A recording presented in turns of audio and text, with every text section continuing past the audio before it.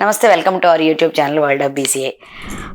నేను వరదల ఎక్స్పీరియన్స్, వరద నుంచి ఏం నేర్చుకున్నానో చెప్తున్నాను కదండి. కానీ ఇంకొక చిన్న విన్నపం కూడా నేను చేయదలిచానండి జనాలకి. ఇప్పుడు ఏమండి, చంద్రబాబు నాయుడు గారి వయసు 75 ఇయర్స్ నియర్లీ చెప్తా ఉన్నారు కదా, 75, 76 అని. సరే, మళ్ళీ పవన్ కళ్యాణ్ గారి గురించి మళ్ళీ మాట్లాడతాను. ఆయన ఆ వయసులో మనల్ని పలకరించడానికి రావాలి. వాట్ వీఆర్ ఎక్స్పెక్టింగ్ అండి. ఒకసారి ప్రాక్టికల్గా మీరు ఆలోచించండి. ఒకసారి ఈ ప్రజలకే నేను ఒక చిన్న విన్నపం చేయదలిచాను. విజయవాడ ప్రజలకు కాదు, ఈ విజయవాడ ప్రజల ద్వారా అందరికీ చేయదలిచాను. ఎందుకు మాకేదో జరిగింది కాబట్టి ఆ మనుషులు వచ్చి మమ్మల్ని పలకరించాలి అని ఎందుకండి కోరుకుంటారు? అంటే మనకి సానుభూతి కావాలా, పని కావాలా? సానుభూతి కోసం కదా మనం కోరుకుంటున్నాము. ఎందుకు ఇంత వీక్ మైండ్ అయిపోయాం మనం? ఎందుకు ప్రజలు ఇంత వీక్ మైండ్ అయిపోయారు? సానుభూతి కావాలా మనకి? వేరే ఎవరో వచ్చి చంద్రబాబు నాయుడు గారు రాలేదు, లేకపోతే ఆ మినిస్టర్ రాలేదు, లేకపోతే ఈ సినిమా యాక్టర్ రాలేదు, ఏంటండి ఇది అవసరమా? మన ఫ్యామిలీకి మనం కదా ధైర్యంగా ఉండాలి. మన ధైర్యం ఎవరో వచ్చి చెప్పడం ఏంటి? అంత వీక్ అయిపోయారేంటి మీరు? మమ్మల్ని పలకరించలేదు. నేను విన్నానండి.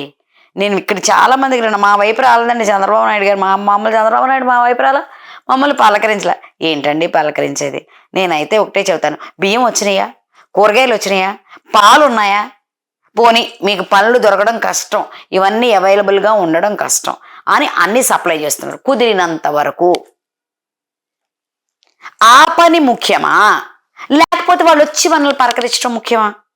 మనం ఎక్స్పెక్ట్ ఈ విధంగా చేసినంతకాలం మనం వీక్ మైండ్గా మిగిలిపోతామండి ప్రజలం. దయచేసి ఒక్కసారి కొంచెమన్నా అర్థం చేసుకోండి.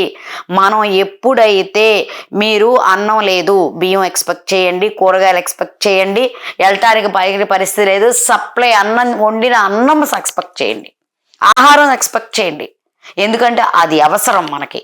అది లేనిదే మనం బ్రతకలేం. తప్పే లేదు, దాని గురించి డిమాండ్ చేయండి గవర్నమెంట్ని. తప్పు లేదు, ఎవ్వరు మిమ్మల్ని అడగరు. కానీ అర్థం లేకుండా పవన్ కళ్యాణ్ రాలేదు, చంద్రబాబు నాయుడు గారు వచ్చి ఇటు వచ్చి అటు వెళ్ళిపోయారు. ఏంటండి ఇది? మన కోసం బతుకుతున్నామా? అక్కడ పవన్ కళ్యాణ్ గారి కోసం, చంద్రబాబు నాయుడు గారి కోసం బతుకుతున్నామా? నాకు అసలు అర్థమే కావట్లేదండి. ఎందుకు ఇంత ఫూలిష్గా ఆలోచిస్తారు? ఒక్కసారి మిమ్మల్ని మీరు వెనక్కి తిరిగి ఆలోచించుకుని చెప్పండి. ఈ మాటనే ప్రతి ఒక్కరికేనండో. అందరూ మేము అనలేదు అంటారు. అన్నోళ్ళు వెరీ గుడ్ అండి.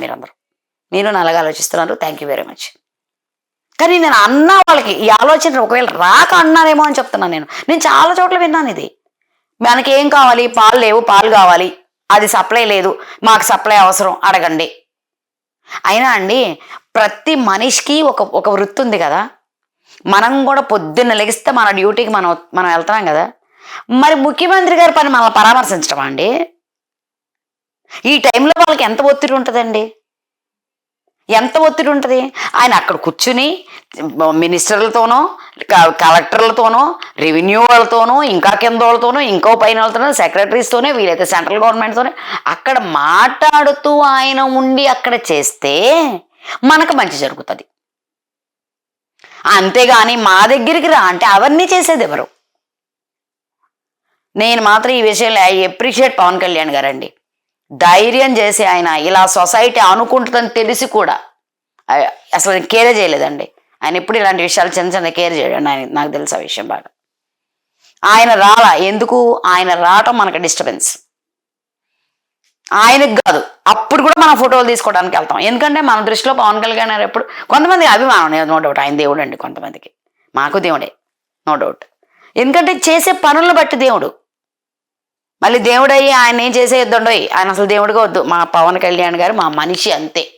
ఒక మంచి మనసున్న మనిషి మాకు చాలండి, ఇంకేం వద్దు. ఆయన ఆరోగ్యంగా శుభ్రంగా ఉంటే చాలు. అలాంటిది మీరు అందరూ అడిగి మీరు రాలేదు, లేకపోతే ఇక్కడ చూడలేదు, గ్యారెంటీగా అండి ఆయన గనక వస్తే ఆ వరదలో కూడా ఈదుకుని వెళ్ళి ఆయనతో ఫోటో తీయగలుగుతారు. ఆ టెన్షన్ మీరు పడాలా, ఆయన పడాలా, మీ ఫ్యామిలీ ఎంత పడాలి?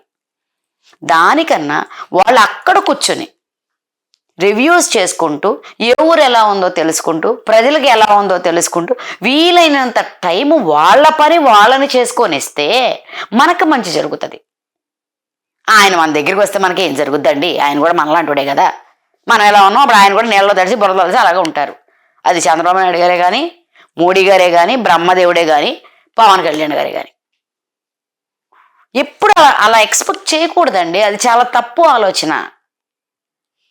అది చాలా తప్పు ఆలోచన. ఇది మనకు పూర్వకాలంలో ఉంది. రాజులు రాజ్యాన్ని ఇచ్చే ముందు దేశయాటనకు పంపించేవాళ్ళు. ఆ దేశయాటనలో ఏమన్నా ఉంటే ఇలాంటివి చూసేవాళ్ళు కాదు. అంతేగాని రాజుగారు ఈ టైంలో దేశయాటనకి వెళ్ళేవాడు కాదండి. బురదలోకి రొచ్చులోకి నువ్వు దిగుతావా లేదా, నేను దిగుతాను. ఏమండి, ఇక్కడ మనకున్న ప్రొఫెషన్లోనే మనకి డబ్బులతో ఇర్రెస్పెక్టివ్ ఆఫ్ డబ్బులు, కొంతమంది బురదలో దిగి చేయాల్సిన పని ఉంటుంది, ఎన్ని కోట్లు ఉన్నా సరే. కొంతమంది ఏమీ లేకపోయినా ఏసీలో కూర్చుని పనిచేసే పని ఉంటుంది ఒక టెక్నీషియన్కి, నెలకో 15,000 జీతానికి. అది ఏంటంటే మన వృత్తి ధర్మం అది. అలాంటిది మేము ఇక్కడ ఉన్నాం కాబట్టి మాలాగానే రమ్మని అడుగుతుంటే మన దగ్గరే న్యాయం నిజాయితీ ఇది లేనప్పుడు, అడిగేదానికి ధర్మం లేనప్పుడు వాళ్ళు ఏం చేస్తారండి? దయచేసి అర్థం చేసుకోండి. ఎవ్వరూ ఎక్స్పెక్ట్ చేయకండి అటువంటి విషయాలు. మన మీద ఎవరికి జాలి సానుభూతి అక్కర్లేదు. ఇప్పుడు గవర్నమెంట్ ఏదో పంపిస్తుంది, మన మీద జాలి సానుభూతి అనుకున్నారా? కాదు, అది మీ హక్కు పొందటం. గవర్నమెంట్ బియ్యం పంపించడం అన్నీ సానుభూతి కాదండి, ఎవ్వరికి సానుభూతి కాదు. ఇప్పుడు అక్కడ చంద్రబాబు నాయుడు గారికి మీ మీద సానుభూతి లేదు, పవన్ కళ్యాణ్ గారికి మీ మీద సానుభూతి అక్కర్లేదు, ఎవరి మీద అక్కర్లేదండి. అది మీ హక్కు, మీరు పొందుతున్నారు. వాళ్ళ పని వాళ్ళు చేయనియండి, వాళ్ళు బ్రహ్మాండంగా చేస్తారు. మీ వైపు కూడా మీరు ఆలోచించుకోండి. ఎంతసేపు వాళ్ళ వైపు ఆలోచించకండి, మీ వైపు మీరు ఆలోచించుకోండి. ఆలోచిస్తే ఎట్టి పరిస్థితుల్లోనూ మీరు ఇటువంటి మాటలు మాట్లాడరు. సరేలేండి, ఇక అదర్ పార్టీ వాళ్ళకి అసలు అది నోరే కాదనుకోండి, అసలు వదిలేయండి. ఇప్పుడు ఇది సాది ఇంకోసారి చెప్తారు సంగతి, అది నోరే కాదు, అసలు వదిలేసేయండి. ఏదో విమర్శించుకుని ఇది రైట్ టైమా కాదా అనే ఆలోచన కూడా లేదు. ఎన్నిసార్లు చెప్తున్నారా పవన్ కళ్యాణ్ గారు, ఇది రైట్ టైం కాదురా బాబు, వచ్చి సహాయం చేయండి. ముందే ఇలా బయటపడిన తర్వాత బయట తిట్టుకుందాంలే మనం, బోళ్ళంత టైం ఉంది కదా ఇంకా. అబ్బే, అంత కామన్ సెన్స్ లేదు. అంటే ఒకట్లండి, ఇప్పుడు అలా తయారైపోయింది సిస్టమ్. అందులో కొంచెం ఎక్కువ కొంతమంది, కొంచెం తక్కువ కొంతమంది. దయచేసి అండి, ఏమైనా సరే పొలిటికల్గా ముఖ్యంగా పైనోడు రాజు బాగుంటేనే రాజ్యం బాగుంటుంది అంటారు కాబట్టి మనం మారాలని మనం కోరుకుంటున్నాం. పొలిటికల్గా కూడా మనుషులు రేపు తరానికి, 10వ తరానికి, ఆపై తరానికి మాకే కావాలి అనే కన్నా కూడా అక్కడ ఒక పద్ధతి అయిన ఇది నడపగలిగి, మనం చాలా టెంపరీగా ఉంటున్నాం ఇక్కడ. ఇదంతా మన టెంపరీ ప్లేస్, మనం ఇక్కడి నుంచి వెళ్ళిపోతాం, మళ్ళీ వస్తామో రాదో తెలీదు. వచ్చినా మనం ఇంత బాగా పచ్చగా చేసుకున్న దానిలో కూర్చుంటామని తెలియదు.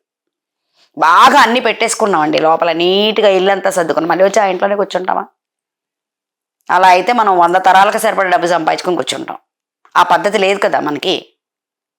సో ఆ యాటిట్యూడ్ ఇప్పటికన్నా సరే మీ జనరేషన్లో, అంటే మా జనరేషన్ కాదు, ఇప్పుడు 20s టీన్స్ వాళ్ళు, ఆ పై వాళ్ళు 30 years లోపు వాళ్ళు దాన్ని గనక తీసుకుని వెళ్ళి అంతా, అంటే ఏంటంటే ఇదంతా కూడా ఒక ఎవరో సానుభూతి. ముఖ్యంగా అండి, ఎవరో ఏదో ఇస్తారు, ఎవరో మా మీద జాలి పడాలి, ఎవరో మమ్మల్ని వచ్చి పలకరించాలి, ఎవరో వచ్చి మాతో ఫోటో దిగాలి. ఈ పిచ్చి ఫస్ట్ మనలో పోతే చాలా వరకు ఇటువంటి వైపరీత్యాలు కూడా రావు. ముందు మన ఎక్స్పెక్టేషన్స్ తగ్గుతాయి. ఇవేంటి ఇంత గట్టిగా స్ట్రాంగ్గా చెప్తుంది అనుకుంటారా? ఇదే నిజమండి, మీరు ఎన్ని తిట్టినా సరే ఇదే నిజం. సబ్స్క్రైబ్ చేయండి, లైక్ చేయండి, టంగు మనకి గంట కొట్టండి.